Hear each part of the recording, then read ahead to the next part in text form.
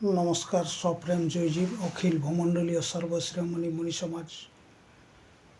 মুনি সমাজের প্রতিষ্ঠাতা সদ্গুরুদেব শিবমণিজি মহারাজ, ওনার বাণী কিছু বলছি। এর পূর্বে আমি বলেছি। আজকে আমি বলছি যে ভক্তগণের কি অবস্থা হয় বা ভক্তগণ কীভাবে ফাঁসে যায় ইত্যাদি। এটা উদাহরণ সহই বলতে পারা যাবে যে আমরা সাধারণত দেখেছি যে বড় বড় ধনী অর্থাৎ রাজাঘর যেগুলাকে বলা যায়, তার মধ্যে ধন সম্পদ রাখার জন্যে আয়রন শেপ বা লোহার সিন্দুক আলাদা থাকে, আর সাধারণ খরচের জন্যে আলাদা থাকে, যাকে একটা সাধারণ সিন্দুকে রাখে এবং যেগুলা খুবই মূল্যবান সেগুলা আলাদাভাবে অপর সিন্দুকে রাখে। একটা খুব বড় শহরে দুটো ধনী বাস করতেন। একজন ধনীর একটি ছেলে আর অপরজনের আর একটি ছেলে, অর্থাৎ এই দুজনের দুটো ছেলে। এদের পিতা এমন অবস্থায় মারা গেছে যে তাদের পুত্রদেরকে কোষগৃহ অর্থাৎ রাজস্বের ঘর দেখাতে পারে না এবং তার চাবিকাঠিও পুত্রদের দেয়নি। সাধারণ খরচের জন্য যে টাকা বাইরে ছিল তার থেকে প্রত্যহ আয় যা হতো সেটার থেকে খরচ চলত। দুটি ছেলেরই এমন একটা সময় এলো যখন বিবাহের প্রয়োজন। তখন তারা চিন্তা করতে লাগলো যে এইভাবে যদি চলে আমাদের, তাহলে সংসারী হয়ে কিভাবে সংসার মেনটেন করব বা সংসারের খরচ চালাবো। এইভাবে চিন্তা করতে করতে দুজনেই ভাবতে শুরু করলো এবং চিন্তায় মগ্ন হয়ে গেল। আচ্ছা, এক ধনীর ছেলের নাম ছিল রামদাস, আর এক ধনীর ছেলের নাম ছিল আত্মারাম।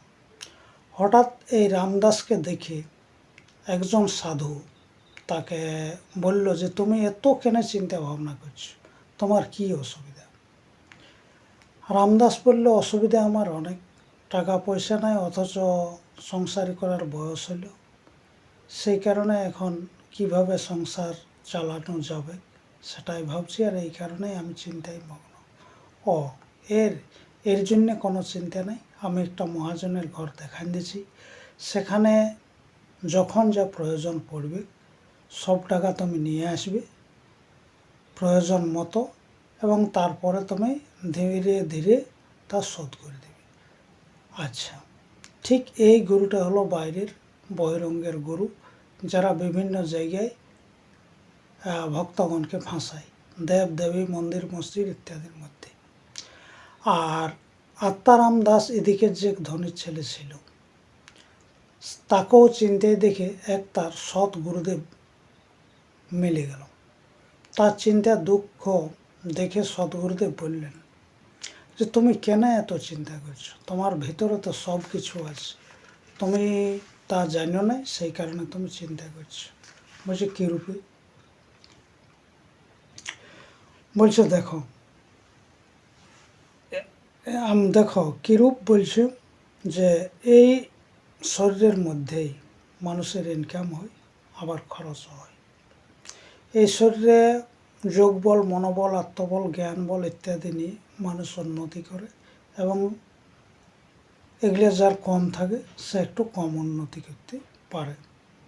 তো সেই জন্যে এই শরীরের মধ্যে তুমি যোগ সাধন রূপে চাবি নিয়ে এটা খুলে ফেলো, তাহলে তোমার সব কিছু খুঁজে পাবে, সোনা রূপা, টাকা পয়সা ইত্যাদি ইত্যাদি।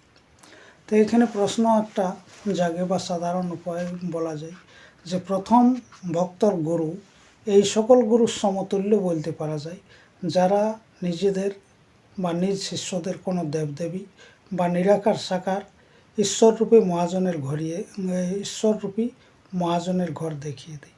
দ্বিতীয় জন প্রকৃত সদ্গুরু সেই সকল সদ্গুরুর সমতুল্য, যারা আত্মজ্ঞান দ্বারা নিজের শিষ্যদেরকে তারই অন্তরাত্মার সঙ্গে পরিচয় করে দেয় যে আত্মা অপার এবং অনন্ত শক্তির অধিকারী। সদ্গুরু আত্মজ্ঞান দিয়ে সঞ্চিত ধন ভাণ্ডারকে দেখিয়ে দেন এবং যোগরূপী চাবি দিয়ে তাকে সিন্ধুকের মধ্যে লাগানোর প্রয়োগ বলে চলে যান। এখন যোগ সাধনরূপী চাবির প্রয়োগ করে এই সিন্ধুক খুলে নিজের প্রয়োজন অনুসারে তার মধ্য থেকে ধন বের করে ব্যয় করা তোমার আয়ত্তের মধ্যে এবং তোমার কাজ। এই কোষগৃহের অর্থাৎ সঞ্চিত ধন ভাণ্ডারের রক্ষা করাও তোমার দায়িত্ব, তোমার কাজ। এই প্রসঙ্গে যত বেশি বিচার করা যাবে ততই এর গূঢ় অর্থকে বোঝা যাবে। এর গূঢ় অর্থকে বোঝার জন্য ও আত্মার মহত্ব জানার জন্য বিশেষ করে যোগ সাধনের আবশ্যক হয় এবং সৎসঙ্গের আবশ্যক হয়। সপ্রেম জয়জীব জানায়। পরের দিনে আলোচনা করছি যে আত্মশক্তির সাহায্যে কিভাবে মানুষ মহান হয়। সপ্রেম জয়জীব জয়জীব জয়জীব। ওম শান্তি ওম শান্তি ওম শান্তি।